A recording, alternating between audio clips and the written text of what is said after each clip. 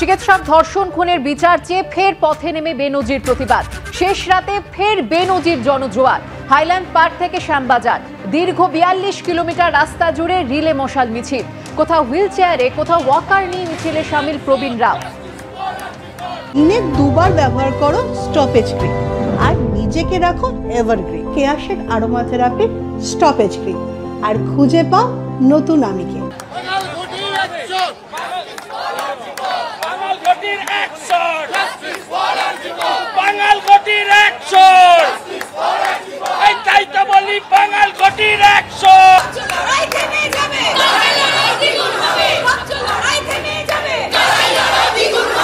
যোগদান করেছেন সমাজের সর্বস্তরের মানুষ যোগদান করে।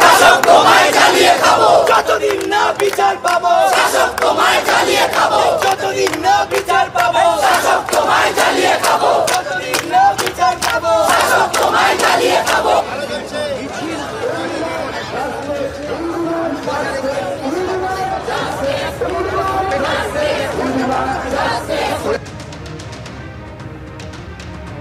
যে ছবি আপনারা দেখতে পাচ্ছেন, বিকেল ৫টা থেকে শুরু হয় এই রিলে মশাল মিছিল।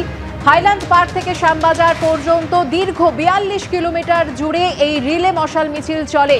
এই মিছিল শেষ হয় মধ্যরাতে। রাত ২:৩০ নাগাদ মশাল তুলে দেওয়া হয় নিহত নির্যাতিতার বাবার হাতে।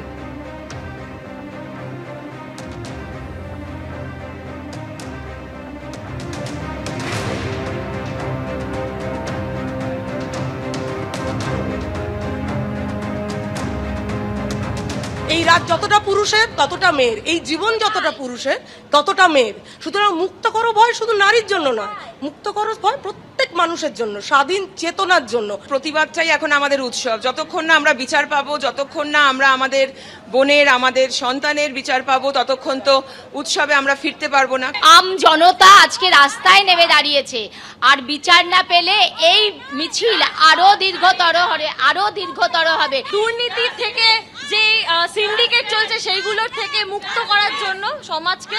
তো এই মশাল সারা জীবন জ্বলবে যতদিন না থ্রেড কালচার, রেপ কালচার অবলম্বন হয়। আরজিকর মেডিকেলের চিকিৎসক ধর্ষণ খুনের মামলায় শিয়ালদা আদালতে প্রশ্নের মুখে পড়ল সিবিআই।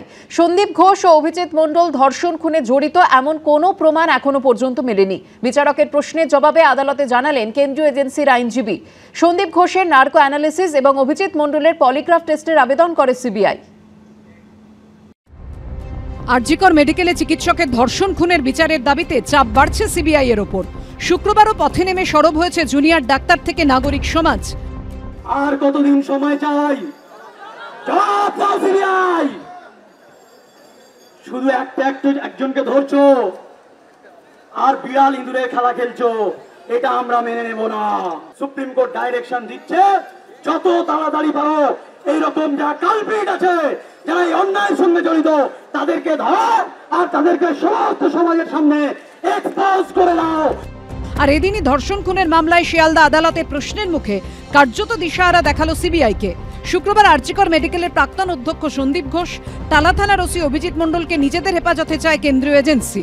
বিচারক সিবিআই এর আইনজীবীকে প্রশ্ন করেন, সন্দীপ ঘোষ ও অভিজিৎ মণ্ডল কিভাবে ধর্ষণ খুনে যুক্ত?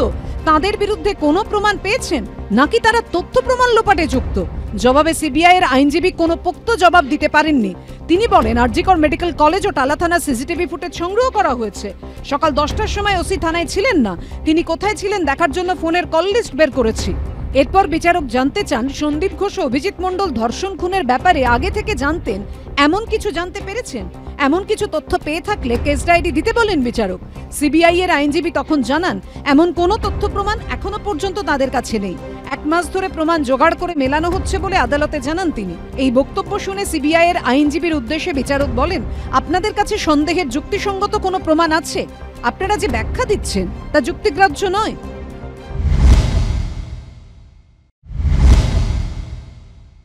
আমরা মনে করি 40 দিন হয়ে গেছে, এখনও পর্যন্ত তদন্ত আরও এগোনোর উচিত ছিল, এবং সেই জন্যই আমরা যে সিবিআই দেশের সর্বোচ্চ সংস্থা, তাদের ওপর আমরা এখনও পর্যন্ত ভরসা হারাচ্ছি এই শব্দ বলছি না, কিন্তু আমরা তাদেরকে চাপে রাখছি। আমাদের সমস্ত এখানে অবস্থান কর্মসূচির মাধ্যমে বা এইখানের যে পথসভা, তার মাধ্যমে আমরা সিবিআইকে বার্তা দিচ্ছি যে আপনারা থমকে যাবেন না।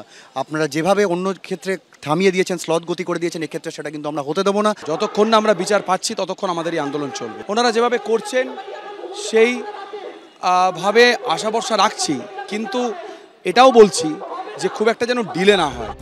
উভয় পক্ষের সওয়াল জবাব শুনে সন্দীপ ঘোষ ও অভিজিৎ মণ্ডলকে 25শে সেপ্টেম্বর পর্যন্ত সিবিআই হেফাজত এবং সঞ্জয় রায়কে 14 দিনের জেল হেফাজতের নির্দেশ দিয়েছে আদালত। তদন্তে অসহযোগিতার অভিযোগ তুলে এদিন সন্দীপ ঘোষের নার্কো অ্যানালিসিস এবং অভিজিৎ মণ্ডলের পলিগ্রাফ টেস্টের আবেদন করে সিবিআই। 23শে সেপ্টেম্বর এই নিয়ে শুনানির দিন ধার্য করেছেন বিচারক। এদিন শিয়ালদা আদালতে মুখবন্ধখামে একটি রিপোর্টও জমা দেয় সিবিআই। প্রকাশ সিনহা, সুকান্ত মুখোপাধ্যায়ের রিপোর্ট, এবিপি আনন্দ, কলকাতা।